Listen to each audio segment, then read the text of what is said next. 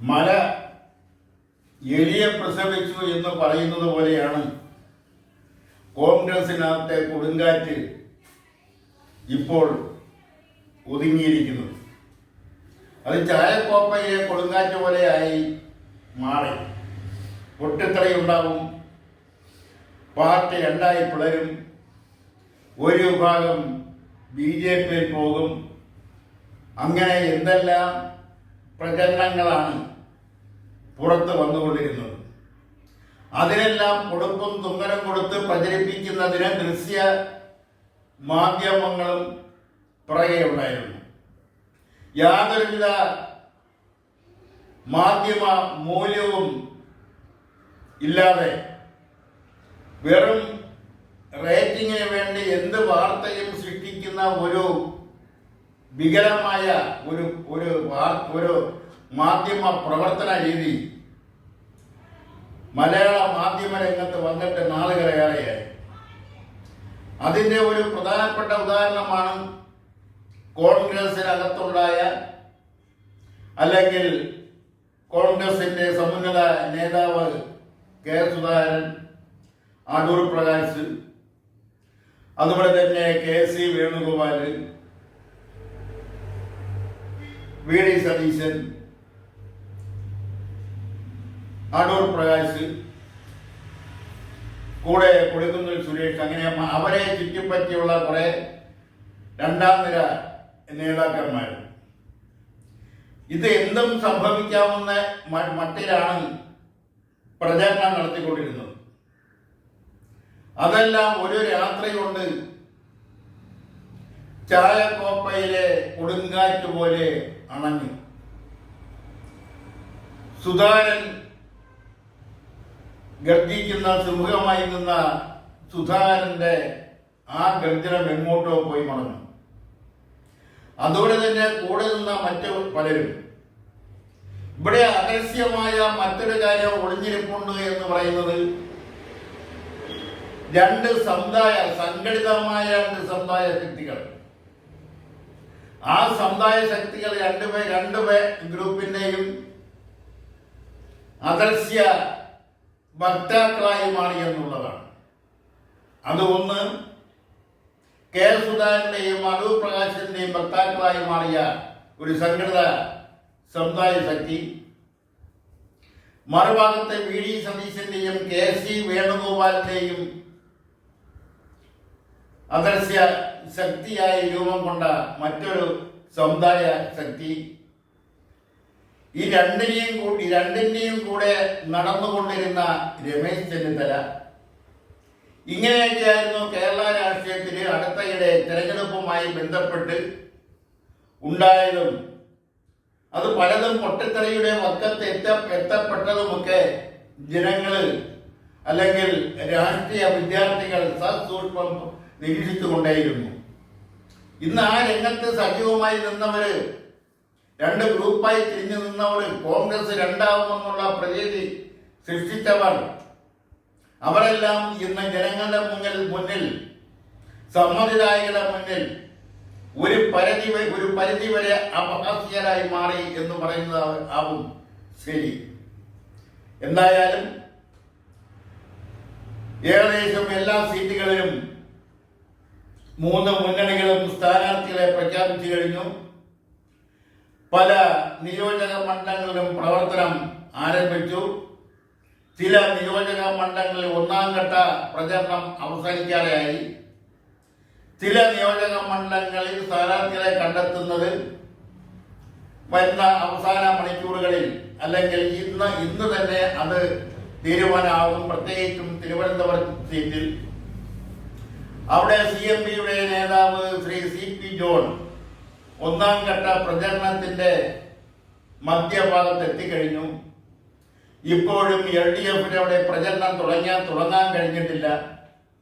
കാരണം അവിടെ നിന്നും ജയിച്ച് MLAയും മന്ത്രിയുമായ ശ്രീ ആന്റണി രാജു അദ്ദേഹത്തിന് കോടതി അയോഗ്യത, തിരഞ്ഞെടുപ്പിൽ മത്സരിക്കാൻ പാടില്ല, മത്സരിക്കുന്നതിൽ നിന്നും കോടതി അയോഗ്യത കൽപ്പിച്ചതുകൊണ്ട് ആ കൽപ്പിച്ച അയോഗ്യ ആ ഉത്തരവ് സ്റ്റേ ചെയ്യുന്നതിനുള്ള റിട്ട് കൊടുത്തിട്ടും അതും കോടതി തള്ളിയ സാഹചര്യത്തിലാണ് പുതിയ സ്ഥാനാർത്ഥിയെ കണ്ടെത്തുന്നതിനുള്ള നെട്ടോട്ടം.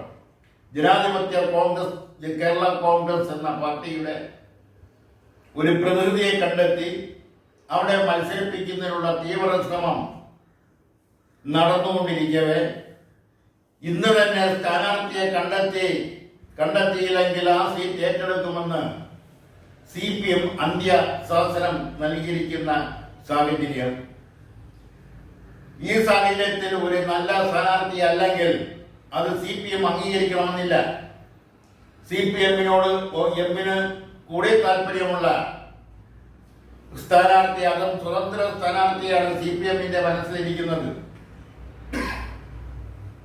അങ്ങനെയുള്ള സ്ഥാനാർത്ഥിയെ കണ്ടെത്താൻ കഴിയാത്ത സാഹചര്യം ഉണ്ടാവുകയാണെങ്കിൽ ആ സീറ്റ് CPM ഏറ്റെടുത്തുകൂടായില്ല. അതോടൊപ്പം തന്നെ മറ്റൊരു കാര്യം, ആ മണ്ഡലത്തിൽ തന്നെ മുൻ മന്ത്രിയും MLA ഒക്കെ ആയിരുന്ന V. സുരേന്ദ്രൻപിള്ള, ഒരു കേരള കോൺഗ്രസിന്റെ നേതാവായിരുന്ന V. സുരേന്ദ്രൻപിള്ള, അദ്ദേഹത്തെ BJP സ്ഥാനാർത്ഥിയാക്കുന്നതിനുള്ള ഒരു ശ്രമം, അതിന്റെ ചർച്ച കാര്യക്ഷമമായി മുന്നോട്ട് പൊയ്ക്കൊണ്ടിരിക്കുമ്പോഴാണ് അവിടെയും കല്ലുകടി സംഭവിച്ചിരിക്കുന്നത്. മറ്റെല്ലാ സീറ്റുകളിലും അഭിപ്രായ ഭിന്നത ഉണ്ടായിരുന്ന സീറ്റുകളിലെല്ലാം ഏകദേശം സ്ഥാനാർത്ഥികളായ പ്രചരണ രംഗത്ത് അവർ എത്തിക്കഴിഞ്ഞു. ഒത്തുതീർപ്പ് ചർച്ചകൾ അല്ലെങ്കിൽ സ്ഥാനാർത്ഥികളെ പ്രഖ്യാപിക്കുന്നതിന് മുമ്പ് തന്നെ സ്വയം സ്ഥാനാർത്ഥി ആയിക്കൊണ്ട് പ്രചരണം നടത്തിയ സ്ഥാനാർത്ഥികളുണ്ട്. ഇവിടെ എടുത്തു പറയേണ്ടുന്ന സ്ഥാനാർത്ഥിത്വം കണ്ണൂർ മത്സരിക്കാൻ സാധ്യതയുള്ള അല്ലെങ്കിൽ കണ്ണൂർ മത്സരിക്കുമെന്നുള്ള ഏകദേശം ഉറപ്പായ KS സുധാകരന് സീറ്റില്ലാതെ വന്നതും, പത്തനംതിട്ട ജില്ലയിലെ കോന്നി നിയോജകമണ്ഡലത്തിൽ മത്സരിക്കുമെന്ന് ഏകദേശം ഉറപ്പായിരുന്ന അടൂർ പ്രകാശ് MPക്കും സീറ്റില്ലാതെ വന്നതും, അതുപോലെ തന്നെ നിയമസഭാ തെരഞ്ഞെടുപ്പിൽ നിന്നും പിന്മാറേണ്ടി വന്ന KC വേണുഗോപാൽ, അതെല്ലാം അടുത്ത ദിവസങ്ങളിലുണ്ടായ കേരള രാഷ്ട്രീയത്തിലുണ്ടായ വളരെ അഭാസ്യമായ സംഭവങ്ങളാണ്. എന്തായാലും അവസാനം പൊട്ടലും ചീറ്റലുമൊക്കെ നിലനിൽക്കുന്നുണ്ടെങ്കിൽ തന്നെയും ഒന്നോ രണ്ടോ നിയോജക മണ്ഡലത്തിലെ അനിശ്ചിതത്വത്തെ മാറ്റി നിർത്തിയാൽ മറ്റ് 138 നിയോജക മണ്ഡലത്തിലും തെരഞ്ഞെടുപ്പ് പ്രവർത്തനം തുടങ്ങിക്കഴിഞ്ഞു. അതുമായി ബന്ധപ്പെട്ടുള്ള നടപടിക്രമങ്ങളുമായി അതാത് രാഷ്ട്രീയ പ്രസ്ഥാനങ്ങൾ, അതാത് മുന്നണികൾ മുന്നോട്ട് പൊയ്ക്കൊണ്ടിരിക്കുന്ന ഈ സാഹചര്യത്തിൽ ഒരു രാഷ്ട്രീയ വിലയിരുത്തൽ നടത്തുന്നത് ശരിയാവുമെന്ന് തോന്നുന്നില്ല. അല്ലെങ്കിൽ ഈ തെരഞ്ഞെടുപ്പിൽ ആർക്കായിരിക്കും ഭൂരിപക്ഷം കിട്ടുന്നത്, ആരായിരിക്കും ഭരണത്തിലെത്തുന്നത് എന്നെല്ലാം ഉള്ളത് ഈ അവസരത്തിൽ ഒരു വിലയിരുത്തൽ നടത്തി അത് ഒരു ശാസ്ത്രീയ കാഴ്ചപ്പാടോടെ നടത്താൻ കഴിയില്ല എന്ന വസ്തുത തിരിച്ചറിവ് ഉള്ളതുകൊണ്ട് അതിലേക്ക് കടക്കുന്നില്ല. എന്നാലും വരും ദിവസങ്ങളിൽ കേരള രാഷ്ട്രീയത്തെ സംബന്ധിച്ചിടത്തോളം കേരള രാഷ്ട്രീയത്തിലെ തെരഞ്ഞെടുപ്പ് രംഗം ഇളകി മറിയുന്നതും ആരോപണങ്ങളും പ്രത്യാരോപണങ്ങളും അങ്ങോട്ടും ഇങ്ങോട്ടും വാരിച്ചൊരിയുന്നതുമെല്ലാം കേരള ജനത കാണേണ്ടി വരും. അതിന്റെ അവസാനം ആർക്കായിരിക്കും ഭൂരിപക്ഷം കിട്ടുന്നത്, അല്ലെ ആർക്കായിരിക്കും കൂടുതൽ വോട്ട് ലഭിക്കുന്നത് എന്നെല്ലാം തന്നെയും കാത്തിരുന്ന് കാണാം. അതുവരെ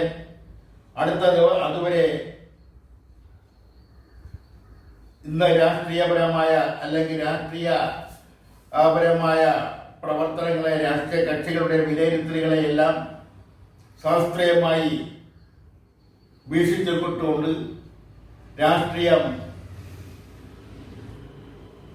ശാസ്ത്രീയമായി തന്നെ വിലയിരുത്തപ്പെടട്ടെ എന്ന് ആഗ്രഹിക്കുന്നു.